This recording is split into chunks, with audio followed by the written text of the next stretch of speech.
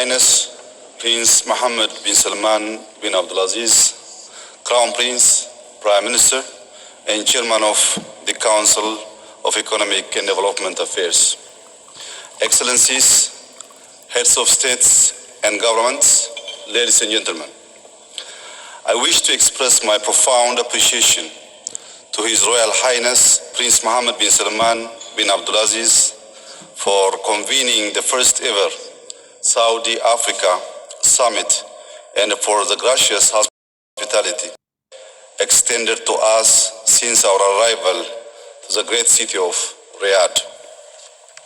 This summit is a unique moment in the history of Saudi-Africa relations, offering an opportunity for all of us to reflect on our potential for cooperation anchored in Saudi Arabia's Vision 2030 and the African Union's Agenda 2063.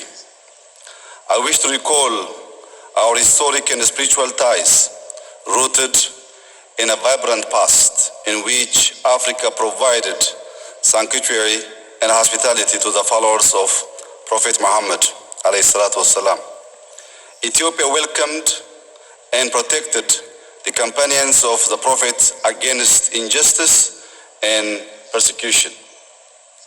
Geographic proximity between the African continent and the Arabian Peninsula has also enabled these historic relations to flourish.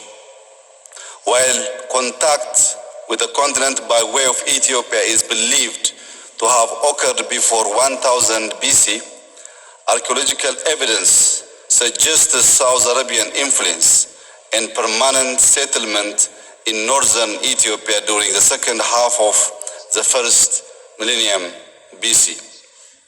Our historic ties are deep and inspires collective hope for a more enduring relationship.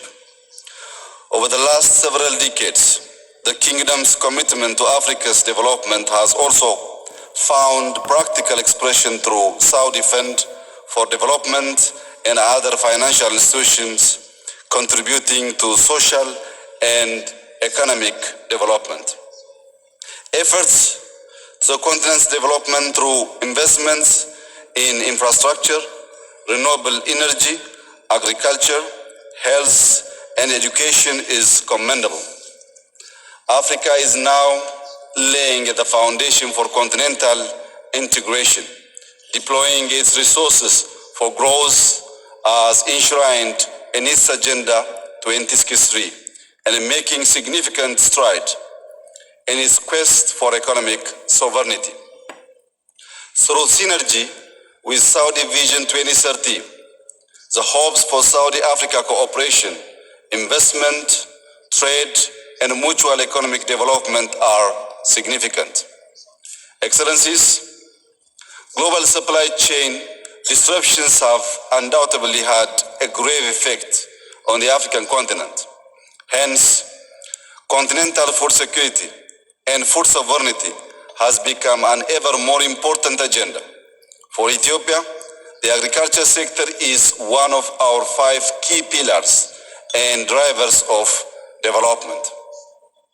Through our National Wheat Initiative, we have increased yields by cultivating over 6 million hectares of land twice a year. A year ago, we also launched a massive undertaking to encourage both large and small-scale poultry, dairy, livestock farming, as well as urban agriculture through a national initiative we call Bounty of the Basket. We see synergy with Saudi Arabia's agricultural self-sufficiency aspirations and propose to deepen cooperation on food security and food sovereignty by challenging our respective potentials and strengths. Hence, allocating more resources, capital and investments in pursuit of transforming the agriculture sector in Africa, encouraging Saudi enterprises to participate in agriculture investments and cooperation in agro-processing and agribusinesses programs will be mutually beneficial.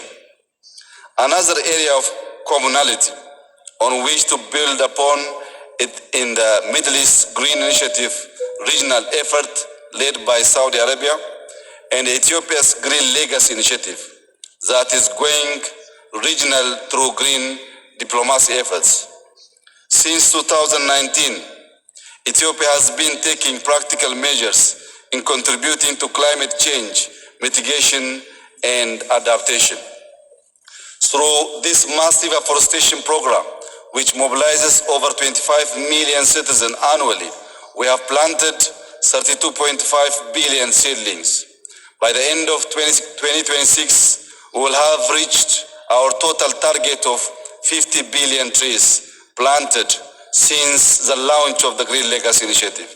The impact could be equated to removing 64 million gasoline-powered cars from the roads for a whole year.